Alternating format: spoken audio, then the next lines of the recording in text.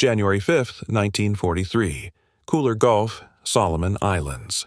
Lieutenant Red Cochran clutched the fire control director aboard the cruiser USS Helena as 4 IED-3A dive bombers finished their attack run against the American task force. These VAL struck the New Zealand cruiser Achilles and were peeling away with trademark Japanese precision. Cochrane armed shells fitted with a device that would overhaul the calculus of aerial combat. 2 salvos roared from Helena's aft 5-inch battery. One of the departing Japanese planes burst into flames without being touched, torn apart by fragments from a shell that detonated 30 aft away. The pilot never fathomed what killed him. Neither did his commanders. Neither would the Japanese high command for the rest of the war.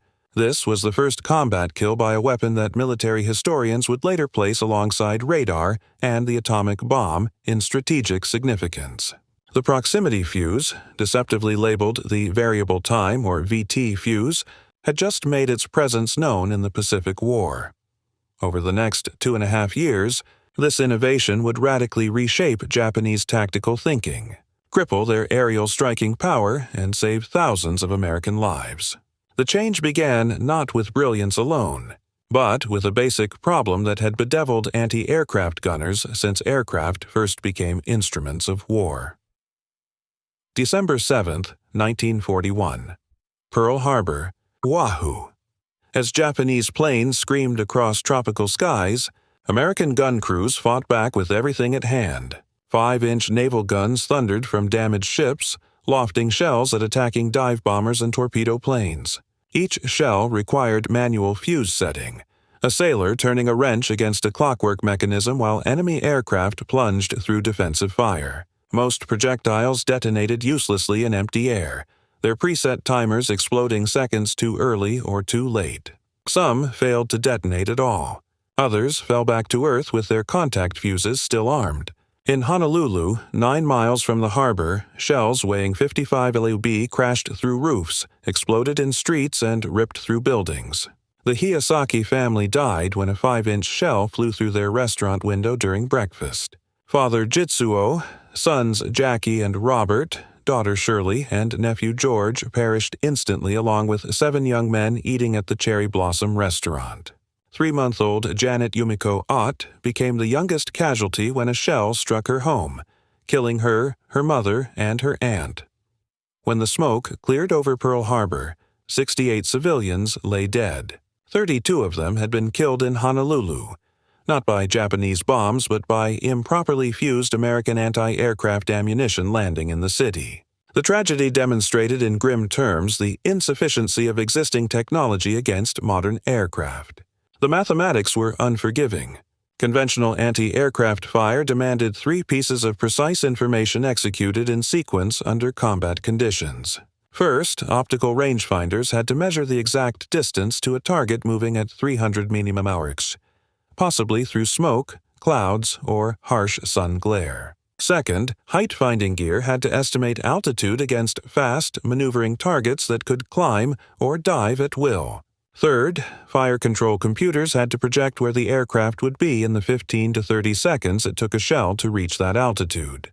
A sailor then manually set a clockwork time fuse. The shell was loaded, the gun fired, and the fuse mechanism ticked down. If every calculation was perfect, if the aircraft held course and speed, if the mechanical fuse operated correctly, the shell would detonate near the target. Even under ideal circumstances, the chance of destroying an aircraft was roughly 1 in 2,500 rounds fired. In battle with multiple maneuvering targets, the odds collapsed.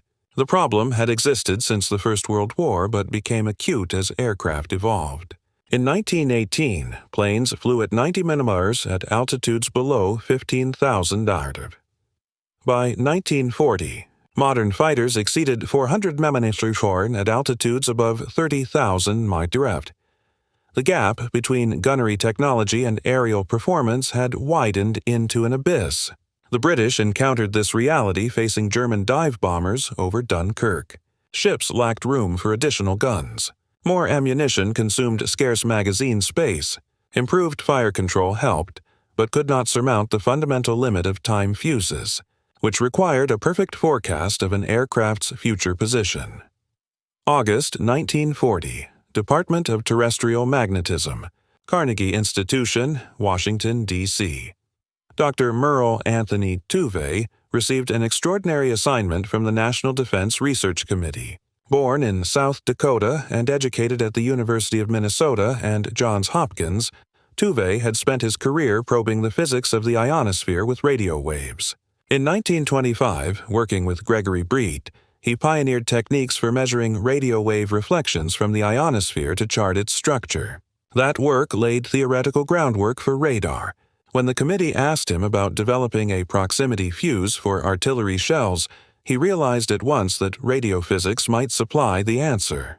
The British had shared preliminary research during the Tizard mission, concluding that while a proximity fuse might function in rockets or bombs, the forces involved in artillery seemed prohibitive. A 5-inch shell experiences acceleration of 20,000 times gravity when fired. No electronic device could survive such stresses, certainly not the fragile vacuum tubes that constituted the only available electronics in 1940. Tuve proposed another approach, a miniature radio transmitter and receiver no larger than a pint milk bottle, installed in the nose of an artillery shell. The transmitter would broadcast continuously. As the shell approached a target, radio waves would reflect back. The frequency of the reflected signal would shift due to the Doppler effect. When the frequency shift reached a predetermined level indicating proximity to the target, an electronic circuit would close, sending current to a detonator that would explode the main charge. Simple in concept, impossible in execution given the technology of 1940. The project, designated Section T of the National Defense Research Committee, began on August 24, 1940, with Tuve as chairman and a handful of researchers in a laboratory at the Carnegie Institution. Their first challenge was identifying what components a working fuse required. A radio transmitter capable of operating at frequencies that would provide usable Doppler shift. A receiver sensitive enough to detect reflected signals from an aircraft several hundred feet away. An electronic amplifier to boost the received signal. A circuit to compare transmitted and received frequencies and detect Doppler shift. A power source that could provide sufficient voltage and current. A detonator triggered by the electronic circuit. Safety mechanisms to prevent premature detonation. All of this had to fit inside a space approximately 8 in long and 2 in diameter. Every component presented problems that seemed insurmountable. Vacuum tubes, the only electronic amplifying devices available in 1940, were fragile glass envelopes containing delicate filaments and electrodes. Standard radio tubes were 6 in tall and weighed several ounces. The largest tubes manufactured for rugged applications were designed for mobile military radios and could withstand 10 GeV acceleration. The fuse required tubes that could survive 20,000 Greers at 20,000 Gurnd. A 1/0 tube would weigh 250 Durlub for the fraction of a second it took the shell to travel down the barrel. Forces sufficient to turn solid steel into fragments. October 1940, laboratories across America received urgent requests from the National Defense Research Committee. Western Electric Company and Radio Corporation of America were asked to develop miniaturized vacuum tubes hardened for extreme acceleration. Sylvania developed specialized glass formulations. Rathon experimented with tube designs featuring planar electrodes that distributed forces more evenly. Engineers discovered that conventional assembly techniques produced tubes that shattered instantly under high acceleration. The solution required innovations in every aspect of tube design and manufacturing. Glass was modified with additives that increased strength while maintaining the vacuum seal necessary for tube operation. Internal components were embedded in shock-absorbing materials. Electrode structures were redesigned using spot welding techniques that created mechanical bonds capable of surviving extreme stress. By spring 1941, after thousands of design iterations, acceptable tubes emerged from production lines measuring less than 1 inch in height and capable of surviving 20,000 Grauer acceleration. The power source presented equally daunting challenges. Harry Diamond and Wilbur Hinman at the National Bureau of Standards developed an ingenious solution. A glass tube filled with electrolyte solution sealed with metal plates at each end. When the shell was at rest, the liquid remained in the center of the tube, isolated from the metal plates. When fired, centrifugal force from the shell's spin forced the electrolyte outward against small pieces of metal embedded in the tube walls. Chemical reaction between the electrolyte and metal plates generated electrical current. The battery activated only when the shell was spinning, providing a built-in safety mechanism that prevented premature detonation. May 6, 1941. Dahlgren Naval Proving Ground, Virginia. .6 prototype fuses built by the National Bureau of Standards team were loaded into air-dropped bombs and tested over water. Radio transmitters activated. Receivers detected reflections from the water surface. Electronic circuits triggered detonators. All 6 bombs exploded at the correct altitude. The success validated the basic concept, but bombs experienced only a few hundreds of acceleration when released from aircraft. Artillery presented a challenge 2 orders of magnitude greater. By June 1941, Section T had expanded to over 100 engineers, physicists, and ordnance specialists. A former automobile dealership in Silver Spring, Maryland, became the main laboratory, with security so tight that neighbors speculated about the mysterious activities behind blackout curtains. The cover story described research into optical instruments. The reality was a crash program to develop a weapon that Allied military leaders believed could alter the course of the war. The development process revealed a cascade of engineering challenges. The antenna had to be small enough to fit in the nose while efficient enough to transmit and receive radio signals. Engineers developed a ring antenna circling the fuse body. The transmitter circuit had to generate radio frequency signals at 70 to 90 MHz circuit. Designers created transmitter designs using just 3 vacuum tubes. The receiver circuit had to detect signals 1/millionth, the strength of the transmitted signal. Amplifier stages using 4 vacuum tubes provided sufficient gain. The Doppler detection circuit compared transmitted and received frequencies, closing an electrical contact when the difference indicated proximity to a target. December 1941. The attack on Pearl Harbor transformed the proximity fuse project from important research to critical priority. The Navy had been skeptical that electronics could survive gun launch. Witnessing the inadequacy of time fuses during the Pearl Harbor attack eliminated all doubts. Production contracts expanded from millions to hundreds of millions of dollars. Johns Hopkins Applied Physics Laboratory was founded on March 10, 1942, to centralize development. 5 companies received contracts to mass-produce fuses following designs developed at APL, Crossley Corporation in Cincinnati, RCA, Eastman Kodak, General Electric, and McQuay Norris committed entire factories to fuse production. Over 100 factories would ultimately participate, producing components for fuses that each contained approximately 130 miniaturized parts. The goal was 40,000 fuses per day by late 1943, 70,000 per day by war's end. The secrecy surrounding the project was absolute. Workers assembling components never knew what the final product would do. Different companies manufactured different subassemblies. The designation variable time fuse was selected deliberately to misdirect anyone who might uncover the project's existence.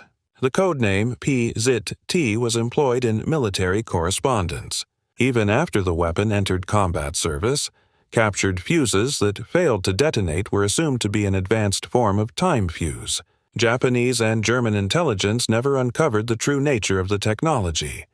August 12, 1942. Chesapeake Bay, Virginia. The cruiser USS Cleveland carried out the first extensive trial of production proximity fuses against drone aircraft. 3 radio-controlled targets were launched to simulate incoming attacks. Cleveland's 5-inch guns required fewer than 10 rounds to destroy all 3 drones on the first day. Naval officials immediately scrapped the rest of the 2-day schedule and authorized large-scale production and fleet deployment. In tests over the prior 2 years, time-fused shells had required an average of 2,500 rounds per aircraft destroyed. Proximity-fused shells achieved kills with dramatically fewer rounds, showing a 25-fold boost in effectiveness. Production surged through autumn 1942. The first combat-ready fuses reached fleet units in October. The cruiser Helena received 500 rounds of proximity-fused 5-inch ammunition, carefully distributed to prevent loss of secrets should the ship be damaged. Instructions stressed that proximity fuses were to be used only over water, where duds would sink beyond enemy recovery. Gunners were trained but not informed how the devices worked. Initial fleet reactions ranged from skepticism to intrigue. The morning of January 5, 1943, removed all uncertainty. Lieutenant Cochrane's salvos destroyed one Val dive bomber and crippled another. The gun crews had achieved aerial kills without perfect aim prediction, without manual fuse setting, and without the intricate computations that had limited anti-aircraft success since the technology's birth. Word spread rapidly through the fleet. Ships equipped with proximity fuses began using them in every engagement. Cruisers, destroyers, and battleships reported kill ratios far surpassing anything achieved with time fuses. Enemy pilots noticed something was different, but couldn't discern why. By March 1943, a quarter of all anti-aircraft ammunition issued to the Pacific Fleet contained proximity fuses, yet these accounted for over half of all Japanese aircraft shot down by naval. Gunfire. Proximity-fused rounds proved 3 times more effective per shot than standard time fuses under identical conditions, especially against fast-moving targets in night battles. The advantage rose to 7-fold. Ships once defended by walls of steel and sheer volume of fire could now achieve kills with a fraction of the ammunition. This new effectiveness forced the Japanese to alter their tactics, changes Allied intelligence observed but didn't fully grasp. Japanese aircraft began attacking from higher altitudes, trading bombing accuracy to stay out of range. Torpedo bombers came in at wave-top height, where ocean surface reflections caused premature detonations. Dive bombers attacked at steeper angles to minimize exposure. These adaptations reduced Japanese striking power while failing to restore the dominance they had once held. American ships continued shooting down enemy planes at rates that made traditional attacks unsustainable. Admiral William Halsey credited proximity fuses with fundamentally shifting the balance of power. Japanese torpedo bombers had been especially dangerous during night operations, when visual tracking was nearly impossible and time fuses nearly useless. With radar guidance and proximity detonation, ships could now engage aircraft effectively in complete darkness. By 1943, even though proximity fuses made up only 25% of expended ammunition, they were responsible for over half of all aircraft destroyed by anti-aircraft fire. October 1944, the Philippines. Facing certain defeat, Japanese forces adopted a strategy that would test American defenses to their limits. Special attack units, officially called Shimpu Tokubetsu Kogeki Tai, but known worldwide as kamikaze, began deliberate suicide assaults on American vessels. The first organized kamikaze strikes occurred during the Battle of Leyte Gulf. The tactic was born of desperation and recognition that conventional air attacks had become futile. Veteran pilots had been decimated through years of attrition, and replacements received minimal instruction, far too little for precision bombing or torpedo runs. Kamikaze missions required only enough training to keep an aircraft pointed at its target. Proximity fuses proved vital against these attacks, though their success was complicated by the nature of the threat. Conventional assaults saw aircraft release weapons and retreat. Proximity shells could destroy attackers at a safe distance. Kamikaze runs eliminated that phase. Damaged aircraft still continued toward their targets, sometimes striking even after suffering lethal hits. The solution demanded saturating firepower, bursts dense enough to completely obliterate incoming planes. Ships increased firing rates, created tighter walls of proximity-fused shells, and engaged from greater ranges. The destroyer USS Hadley and destroyer escort USS Evans operating as radar pickets faced 156 attacking aircraft on May 11, 1945. During a 90-minute engagement, Hadley destroyed 12 aircraft before being struck by 4 kamikazes that remained airborne long enough to crash into the ship despite being hit by anti-aircraft fire. Evans destroyed 23 aircraft before damage forced her withdrawal. Post-action analysis showed that proximity fuses had been indispensable, destroying aircraft at ranges where time fuses would have been ineffective. Without proximity fuses, both ships would certainly have been sunk in the first 30 minutes. Statistical analysis from the Pacific War documented the effectiveness precisely. Between October 1944 and August 1945, American naval forces destroyed 278 Japanese aircraft using proximity-fused ammunition. Ralph Baldwin's analysis in his authoritative study showed that only 46 would have been destroyed using conventional time fuses under identical circumstances. The 6:1 effectiveness ratio translated directly to lives saved and ships kept in action.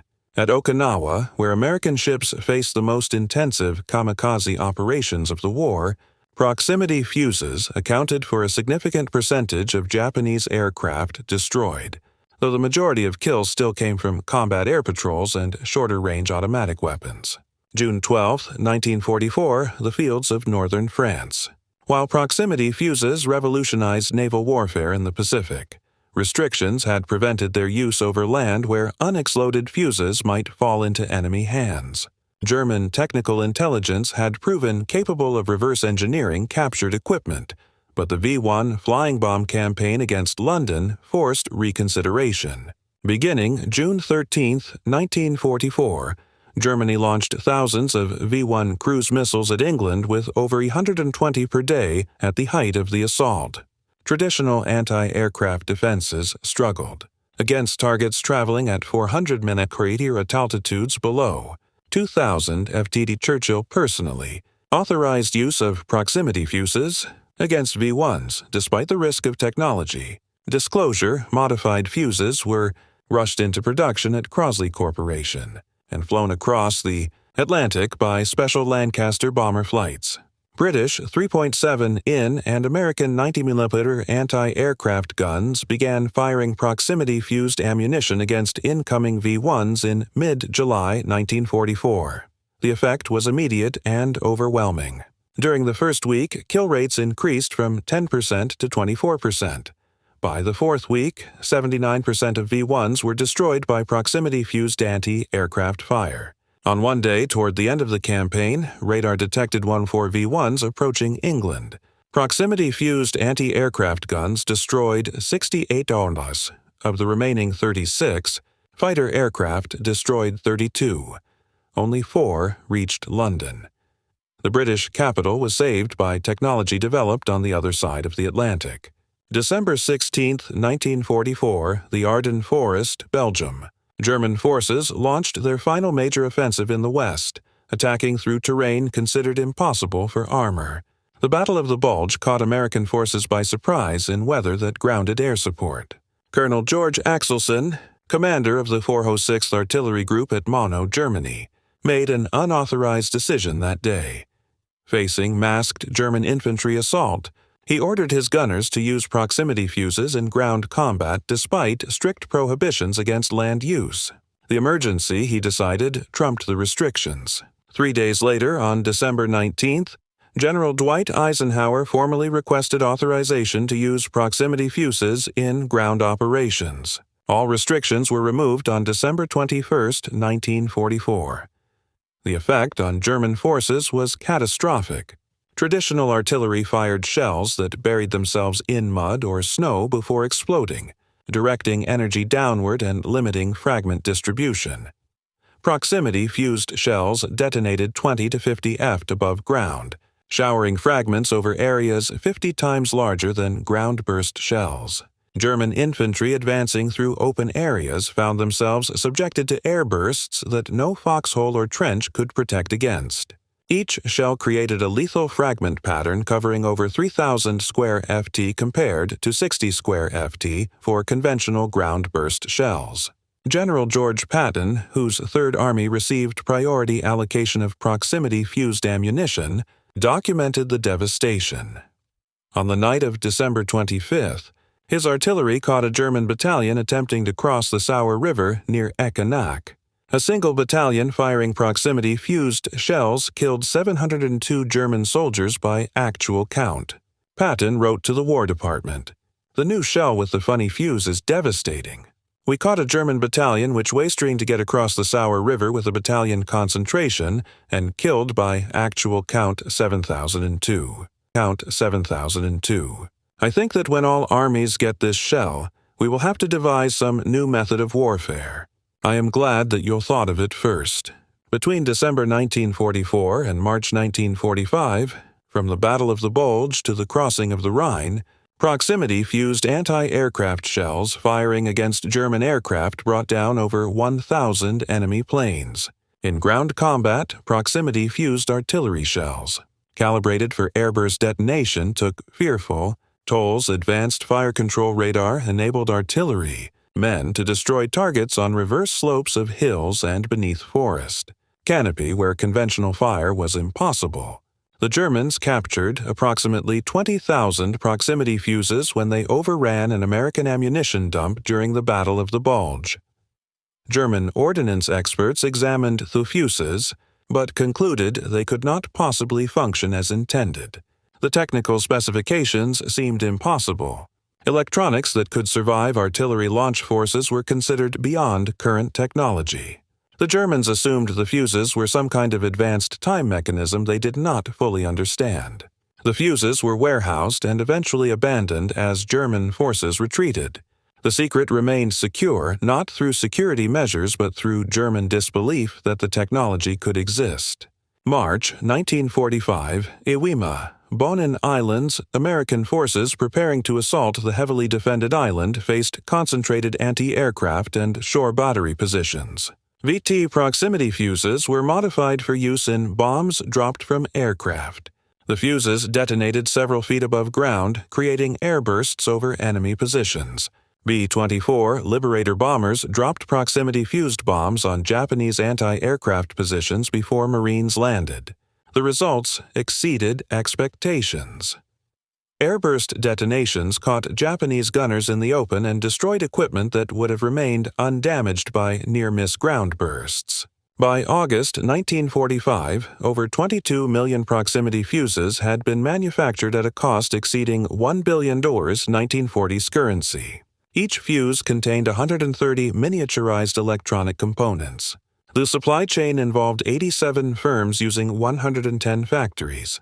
Crossley Corporation, RCA, Eastman Kodak, General Electric, and McQuain Norris served as primary assembly contractors with over 2,000 suppliers providing components. At peak production, the American electronics industry manufactured 70,000 fuses daily.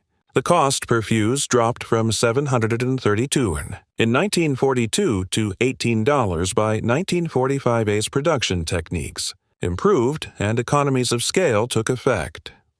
Secretary of the Navy James Forrestal stated after the war that the proximity fuse helped blaze the trail to Japan, noting that without the protection this device provided to surface ships, the westward advance could not have been so swift, and the cost in men and ships would have been immeasurably greater. Admiral Arleigh Burke, who served as Chief of Staff to Admiral Mark Mitchell, commanding fast carrier task forces, recalled that all 5 in ammunition in 1945 was fitted with proximity fuses, and those fuses knocked down enemy planes by the dozens, preventing ship losses and casualties that would have been enormously larger without this technology. British Prime Minister Winston Churchill noted that proximity fuses made in the United States proved potent against the V-1 rockets that assailed Britain in 1944. The Japanese never fully understood why American anti-aircraft effectiveness had increased so dramatically after early 1943. Post-war interrogations of Japanese military officials revealed that most believed Americans had developed superior fire control, radar, or had integrated aircraft detection with gun directors in ways Japan could not match. Some Japanese engineers speculated about radio-controlled shells, but dismissed the concept as technically impossible given the forces involved in gun launch. The idea that individual shells could carry miniaturized radar systems seemed beyond credible technology. This failure of imagination allowed the proximity fuse to remain operationally secret throughout the war. The human cost of Japanese failure to develop equivalent technology is substantial. Japanese naval aviation lost over 12,000 aircraft in combat during the war. Documented evidence shows proximity fuses accounted for destroying several hundred of these aircraft directly through anti-aircraft fire. Each aircraft represented not just material loss, but trained aircrew impossible to replace. The death of experienced pilots in 1943 and 1944 Japan to commit poorly trained replacements who fell victim to American defenses at unsustainable rates.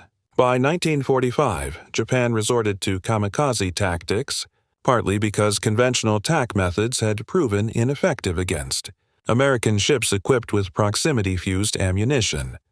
The broader impact of proximity fuse technology extended beyond World War II into modern military development.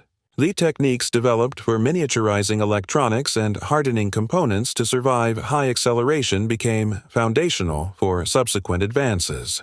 Missile guidance systems, space exploration, and modern artillery all benefited from innovations pioneered by the proximity fuse program. The concept of distributed intelligence, where individual munitions carry sophisticated sensors and processors traces directly to VT fuses. Modern smart munitions that can sense targets, discriminate between targets, and optimize detonation represent evolution of principles established between 1940 and 1945. Dr. Merle Tuve, returning to the Carnegie Institution after the war, rarely spoke publicly about his role developing proximity fuses. When details were finally released, Tuve deflected personal credit, emphasizing the contributions of hundreds of engineers and thousands of production workers who transformed theoretical concepts into millions of reliable fuses. His modesty understated his essential leadership in a program that War Department officials ranked second only to the atomic bomb in strategic importance.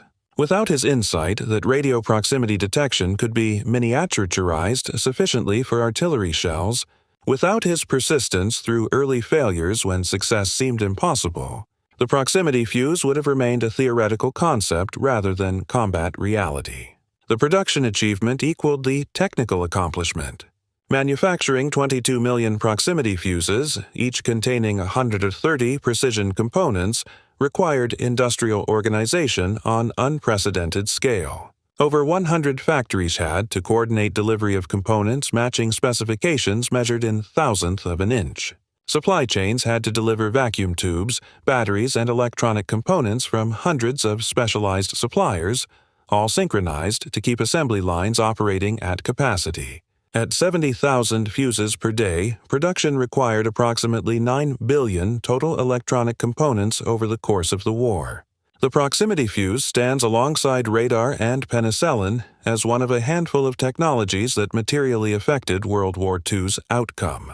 Unlike radar, whose development occurred in multiple countries, the proximity fuse resulted from deliberate application of existing knowledge to a specific problem. Dr. Tuve and his team at Section T identified what needed to be done, determined how to accomplish it, and executed a program that achieved operational capability in under 3 years. This focused approach to weapons development became the model for Cold War military research. The Manhattan Project developing atomic weapons followed similar organizational patterns. Post-war missile programs adopted the same structure of university laboratories, industrial contractors, and military oversight. The legacy of those 20,000 G-rated fuses extends beyond their battlefield success into how nations mobilize scientific talent for military purposes, how industries produce precision electronics on a massive scale, and how seemingly impossible technical challenges yield to persistent effort supported by sufficient resources. The miniaturized vacuum tubes that once appeared unachievable in 1940 became commonplace by 1945. The precision manufacturing that had required skilled technicians became increasingly mechanized as production techniques, evolved, but in 1943, 1944, and 1945, as Japanese planes fell from the sky, as German troops died beneath perfectly timed airbursts, as V-1 missiles shattered over the English Channel, the proximity fuse embodied the very frontier of human ingenuity. Lieutenant Red Cochran, watching that first Japanese VAL disintegrate on January 5, 1943, recognized that something profound had shifted in aerial warfare. His gun crew had destroyed an aircraft without flawless aim, without manual fuse adjustments, without any of the calculations that had constrained anti-aircraft effectiveness for generations. The shell had done the work itself, sensing its target, choosing its own moment of detonation, achieving what human gunners could only approximate. In that instant off Guadalcanal, a new age of warfare began, an era when individual munitions possessed intelligence enough for semi-autonomous action. The story of the proximity fuse proves that the greatest victories are sometimes earned not through destruction, but through discovery, not through propaganda, but through the power of ideas, not through hatred, but through the disciplined application of science to the harsh realities of modern conflict. The German soldiers and Japanese aviators who faced proximity-fused fire never comprehended what killed them. They reported only that American defenses had become impossibly accurate, that ships could shoot down planes regardless of maneuvering, that artillery seemed to create explosions which sought their targets with almost supernatural precision. The proximity fuse alone did not win the war. No single technology did, but it contributed to victory in ways that preserved thousands of American lives and hastened Axis defeat by making aerial offensives unsustainable against well-defended objectives. Those 20,000 G-rated fuses, each one a symbol of the scientific boundaries of the 1940s, transformed American artillery into a weapon system the enemy never anticipated and could never counter. They endure as a monument to what free societies can accomplish when scientific curiosity, industrial power, and strategic necessity converge toward a common goal, one worthy of such extraordinary ingenuity and perseverance.